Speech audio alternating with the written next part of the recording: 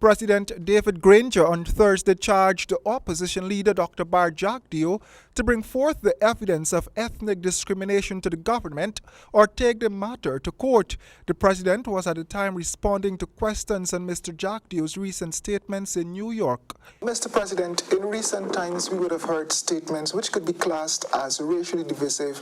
More recently, opposition leader Mr. Jagdeo told a crowd in New York that there is an assault on East Indians here in Guyana.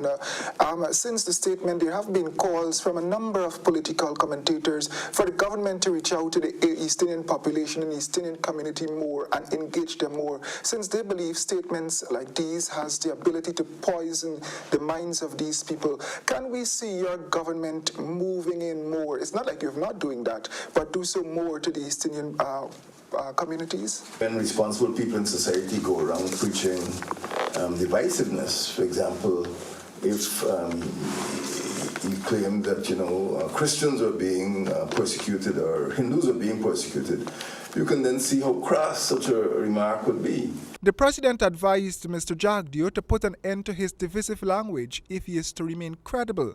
If the leader of the opposition has evidence that there has been wrongdoing in accordance with the laws of Guyana and the Constitution of Guyana, he can bring that evidence to us or even go to court.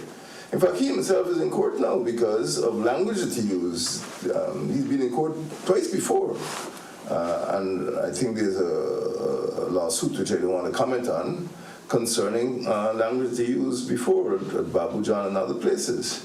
So I do agree with some of the commentaries from Mr. Ramkaran and other persons that the language used by the leader of the opposition could be divisive. Newspaper columnist Freddie Kissoon has over the past few weeks been publishing names of persons who were allegedly discriminated against during the tenure of the PPP government. Continuing with his remarks, the president says the more one avoids making those statements, the more Guyanese can avoid extremism reaching its shores. I would urge him to restrain his comments because we don't want a country that is right now we are a multi-religious country. We don't want religious extremism here. We can see in other parts of the world the damage that religious extremism could do. Similarly, we don't want ethnic extremism because it will pull our country apart.